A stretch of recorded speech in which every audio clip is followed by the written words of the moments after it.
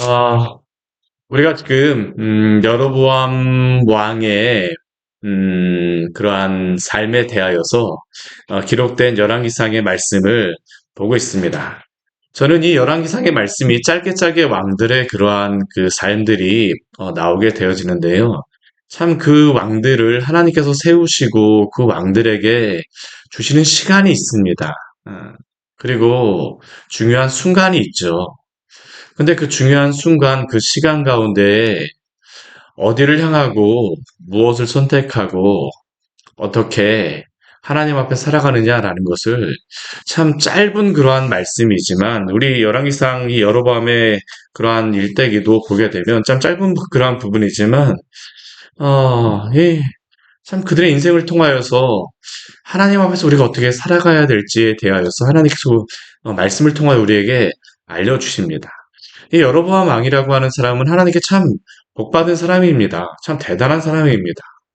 다윗이라고 하는 그러한 위대한 영웅, 그리고 그의 아들인 뛰어난 지혜로웠던 그러한 솔로몬, 그 솔로몬을 통하여서 다윗을 통하여 세워졌던 그 나라의 한 부분을 취하여서 그 나라를 세운다라고 하는 것은 보통 사람이 아니죠. 이 여로보암이라고 하는 인물은 인간적으로 보았어도 굉장한 인물이었을 것입니다. 사람으로 치자고 하게 되면 그 옆에만 가게 되면 사람이 막 자석처럼 철썩철썩 들러붙는 그러한 사람이라고 할 수 있었을 것입니다. 다윗의 그러한 다윗을 따랐던 12개의 지파가 떠나서 여로보암에게 12개의 지파가 따른다라고 하는 것은 물론 하나님께서 그에게 10개의 지파를 주겠다라고 말씀하셨지만 그 인간적인 매력도 굉장하였다는 것을 우리는 인정하지 않을 수가 없습니다. 더군다나 하나님께서 그에게 10개의 지파를 띄어서 주겠다라고 말씀하십니다. 아, 굉장한 축복을 받은 그러한 왕이었죠. 그러면 하나님이 그렇게 10개의 지파를 주시면서 하나님이 그에게 원하신 것은 많은 것을 원하지 않아요. 솔로몬의 그 죄악 때문에 그에게 여로보암에게 10개의 지파를 주시고 북이스라엘을 세우게 왕으로 세우셨기 때문에 그가 비록 다윗의 아들은 아니었지만 다윗의 자손은 아니지만 다윗이 행한 길로 행하라라고 그에게 요구하시는 겁니다. 다른 거 요구하지 않으셨습니다. 내가 다윗에게 주었던 그 말씀, 하나님께서 이스라엘 백성에게 주었던 그 말씀, 그리고 모세에게 주셨던 그 말씀을 따라서 행하라. 그게 여로보암에게 주셨던 그러한 말씀이죠. 이스라엘 백성이기 때문에 그렇습니다. 구원받은 백성이기 때문에 그렇습니다. 아무에게나 주는 것은 아닙니다. 하나님께서 택하셔서 그렇게 주신 것이었었죠. 그럼 여로보암이 왕으로서 잘 행할 수 있는 방법은 무엇입니까? 하나님의 말씀에 따라서 그가 나라를 잘 다스리면 됩니다. 직접 하나님이 그에게도 그 아이야 손자를 통해서 말씀하셨어요. 근데 그는 어떻게 행합니까? 하나님의 말씀을 따라서 행하지 않습니다. 하나님이 그를 왕으로 세우셨음에도 불구하고 사람을 두려워하기 시작하죠. 사람들이 자신을 따르지 않으면 어떻게 할까? 날마다 두렵습니다. 그러니까 그가 행했던 것은 무엇입니까?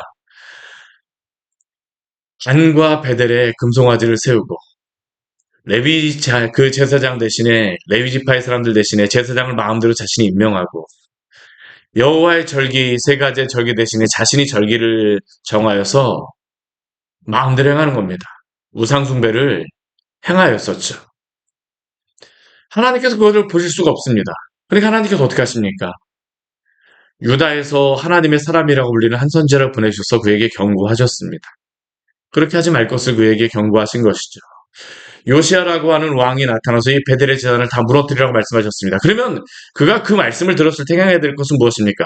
회개하고 돌아오는 것입니다. 돌아오질 않아요. 그냥 자기 갈 길로 가버리죠. 그리고 우리가 14장 그 13장 이후의 말씀을 원래 주일 말씀에서 나누지 못하였지만 그런데 그 뒤에 나오는 그러한 말씀은 무슨 내용이냐면 그렇게 하나님의 말씀을 가지고 갔던 여호와의 그 사람, 하나님의 사람이 허무하게 죽습니다. 그가 죽은 이유도 무엇이었을까요? 하나님의 말씀대로 따르지 않았기 때문입니다. 말씀을 전하였을지 모르겠지만 따르지 않았기 때문에 그가 허무하게 죽임을 당합니다. 그럼 우리가 이 13장의 말씀을 마무리하고 14장의 말씀이 이어지게 되는데 여기서 한 가지의 질문을 할 수가 있어요. 하나님의 말씀을 전하였던 그 선지자조차도 하나님의 말씀을 제대로 지키지 못하여서 죽었습니다. 여로보암에게 전하였던 그 말씀, 하나님의 사람이 전하였는데 그가 죽게 되면, 그가 불순종하여 죽게 되면 하나님의 말씀은 그러면 무효가 되는 것일까요? 굉장히 중요한 그러한 것을 우리에게 말합니다. 그 말을 전하였던 그 사람이 하나님의 말씀을 제대로 잘 순종하지 못하였기 때문에 그 하나님의 말씀이 그러면 잘 성취될 것인가 말 것인가 어떻게 될까요? 하나님의 말씀은 사람과 상관없이 성취된다입니다. 그것을 증명해주는 말씀이 오늘 열왕기상 14장의 말씀입니다. 이후에 이 여로보암의 마무리 그 마지막이 나오고 있죠. 여로보암은 하나님의 사람이 유다에서 가서 그에게 경고하셨음에도 불구하고 듣지 않습니다. 아, 그래서 그는 그냥 계속적으로 그 우상숭배 일을 행하게 되죠. 우리 앞에 13장 33절과 34절 말씀해 보게 되면 그러한 일이 있었음에도 불구하고 여로보암이 행하는 일이 있습니다. 여로보암이 이 일 후에도 그의 악한 길에서 떠나 돌이키지 아니한, 그는 돌이키지 아니합니다. 그리고 여전히 일반 백성을 산당의 제사장으로 삼아서 누구든지 자원하면 그 사람을 산당의 제사장으로 삼았습니다.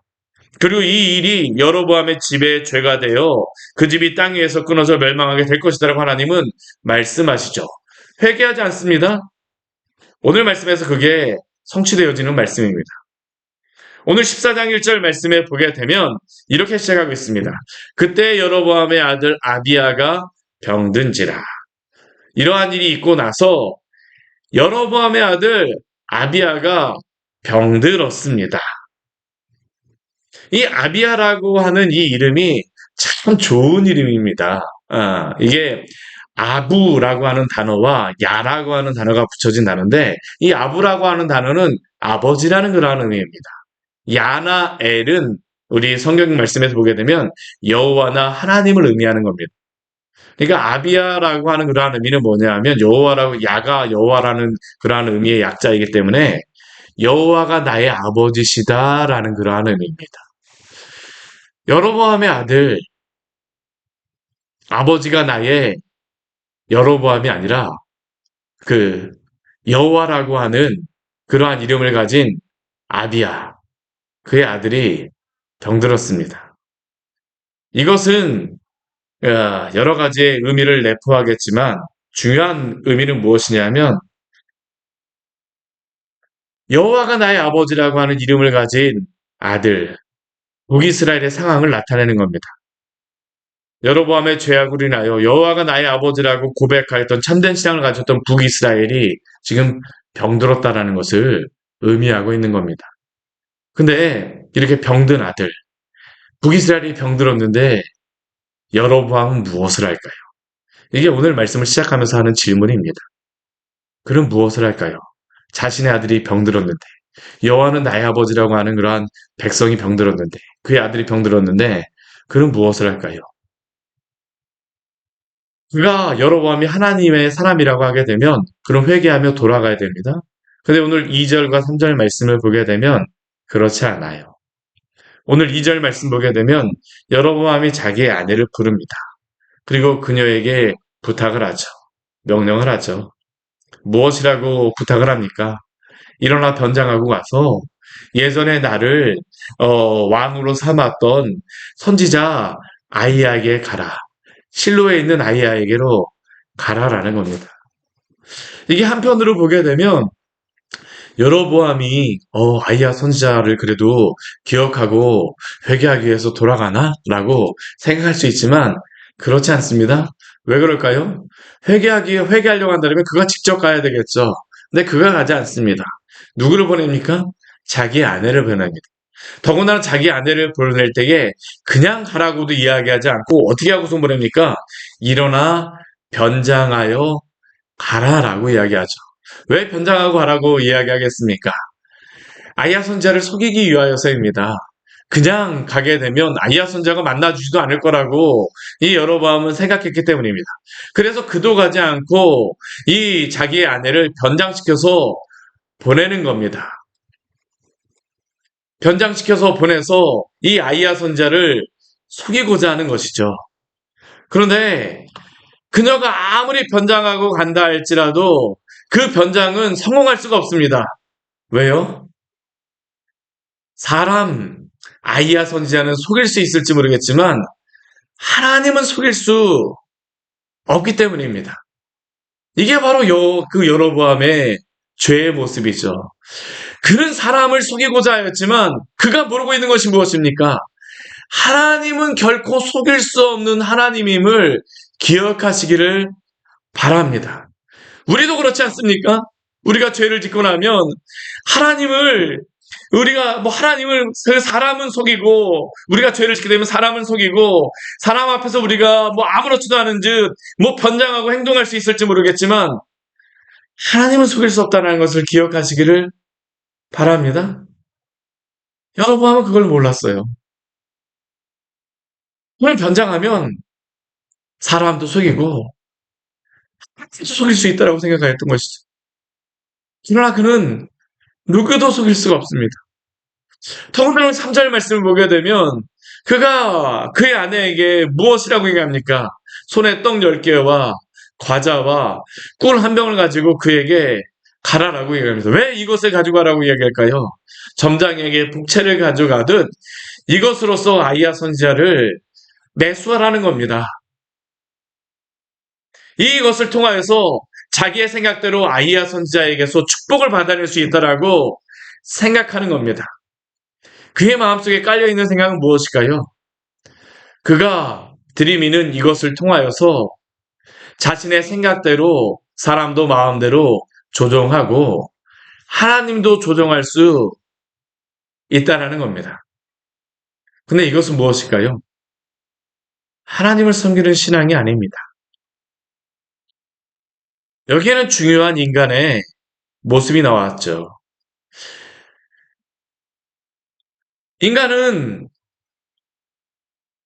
하나님도 속이고 자신의 뜻대로 모든 것을 조작할 수 있다라고 생각할 수 있을지 모르겠지만 하나님 결코 인간에게 매수되지도 않고 인간의 뜻대로 조작할 수 있는 분도 아니라는 사실입니다.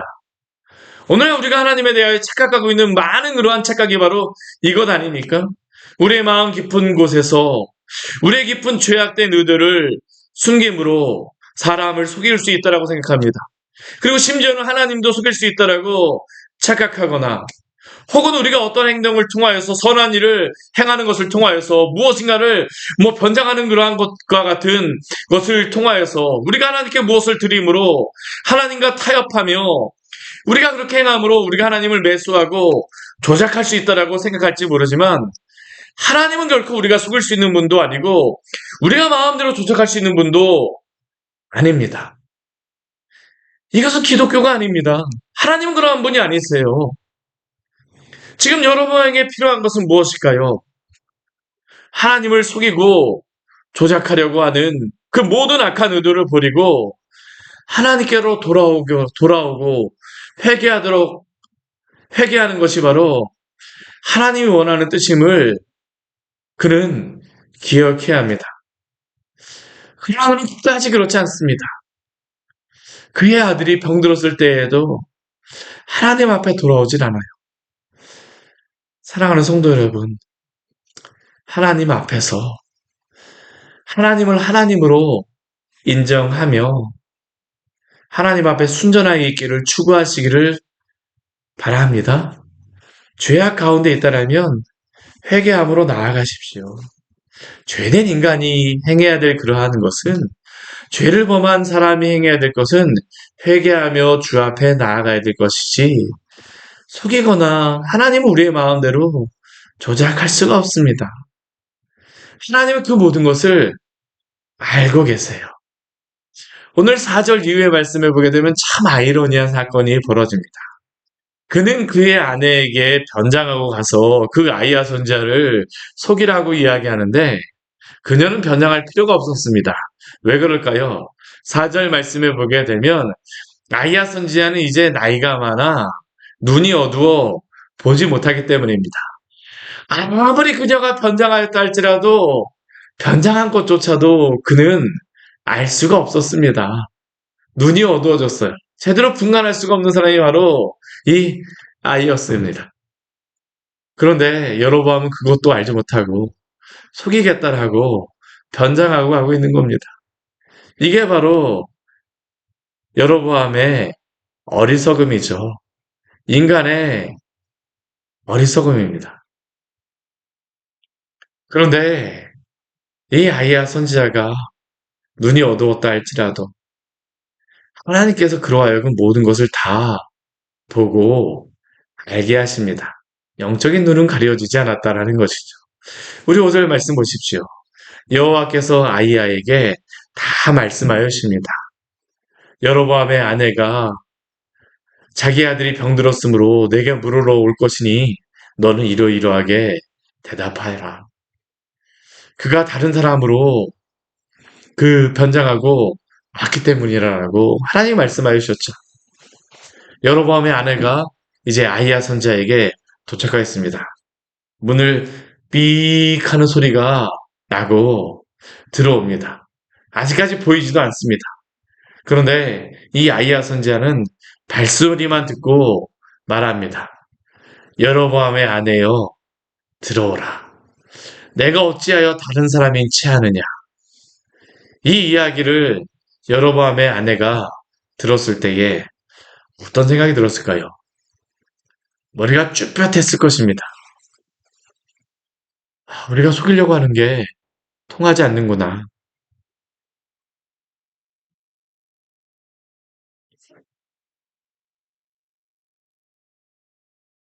아이야 선지자는 그녀에게 말합니다. 이 여로보암의 아내와 여로보암은 떡 10개와 과자와 꿀 한 병을 가지고 가서 이 아이야 선지자를 매수하고 자신이 그의 그러한 그 말하는 것을 좋은 말을 듣고 올 수 있으리라고 생각하였을지 모르지만 오늘 6절 말씀 보십시오. 아이야 선지자는 흉한 일을 내게 전하리라고 말합니다. 무엇을 말합니까? 하나님께서 우리 7절 말씀에서 우리 8절 말씀에 우리 9절까지 말씀을 보게 되면 이전에 하나님이 여로보암에게 주셨던 그 축복에 대하여서 말씀하십니다. 알려주시죠.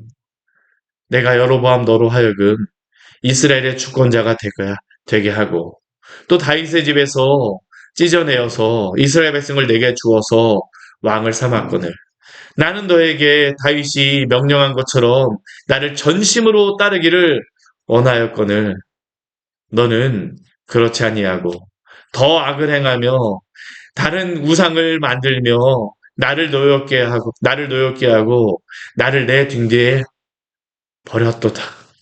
우리 8절과 9절 말씀을 보게 되면 참 안타까운 그러한 모습이 나오죠. 하나님이 여로보암에게 원하셨던 것은 무엇입니까? 하나님을 전심으로 따르는 것이었는데 그는 반대로 하나님을 자신의 등 뒤에 버려버렸습니다. 사랑하는 성도 여러분, 하나님을 전심으로 따르시기를 축원합니다. 이게 바로 성도가 복받는 길입니다. 이게 바로 복된 삶을 살아가는 길입니다. 여로보암의 그 길을 따라가지 마십시오. 하나님을 등 뒤로 버리지 마세요. 하나님을 전심으로 따르십시오. 예수 그리스도의 그 말씀을 따라서 예수님을 따라서 날마다 예수님의 제자로 살아가시기를 축원합니다. 우리를 구원하셨기 때문에 하나님이 우리의 왕이 되어주시기 때문에 예수 그리스도가 우리의 구원자가 되어주시기 때문에 우리의 왕이 되어주시기 때문에 성도가 가장 기쁘고 복되게 살아가는 것은 주님을 따르며 전심으로 따르며 살아가는 것입니다. 그러나 오늘 여로보암을 보십시오. 그가 하나님을 등 뒤로 버려버렸기 때문에 그 뒤에 일어나는 것은 재앙이 있으리라고 이야기하시죠. 그의 집안이 끊어져 버리리라고 이야기하십니다. 우리 11절 말씀에 오게 되면 참 두려운 말씀을 주세요. 여로보암에게 속한 자가 성읍에서 죽은 즉 개가 먹고 들에서 죽은 즉 공중에 새가 먹으리라라고 하나님께서 말씀하십니다. 이 말씀은 아무에게나 주시지 않으세요. 아합과 그의 집안에게 주시죠. 하나님을 따르지 않는 그 죄악된 사람들에게만 주시는 그러한 말씀입니다. 근데 오늘 여로보암에게 이 말씀을 주십니다. 그는 하나님의 복된 삶을 살아갈 수 있었음에도 불구하고 이러한 하나님의 말씀을 듣습니다. 얼마나 안타깝습니까? 얼마나 안타까워요. 사랑하는 성도 여러분, 오늘 우리는 여로보암의 이 삶을 봅니다. 이 말씀을 오늘 우리에게 주셨습니다. 오늘 우리에게 그렇다면 우리는 어떻게 해야 될까요? 전심으로 주님을 따르시기를 바랍니다. 전심으로 따르는 것이 바로 우리에게 복된 길입니다. 그 이후에 또 하나님께서 뭐라고 말씀하십니까? 그 여로보암이 그의 아들을 살리기 위해서 갔지만 그 아이가 죽을 것이더라고 아이야 선지자를 통하여서 말씀하세요. 그러나 결코 그 아들의 죽음은 저주받은 그러한 삶이 아닙니다. 오히려 복된 삶이라고 이야기하시죠. 우리 13절 말씀 보면 왜 그렇습니까? 그의 아들 이 아비야라고 하는 그 아들은 하나님 여호와가 나의 아버지라고 하는 그러한 일인데 그만 오직 그 묘실에 정상적으로 죽으리라는 겁니다. 왜 그가 그 묘실에 들어가리라고 하나님께서 말씀하십니까? 그만이 오직 여호와를 향하여서 선한 뜻을 품었기 때문이다라고 말씀하시죠.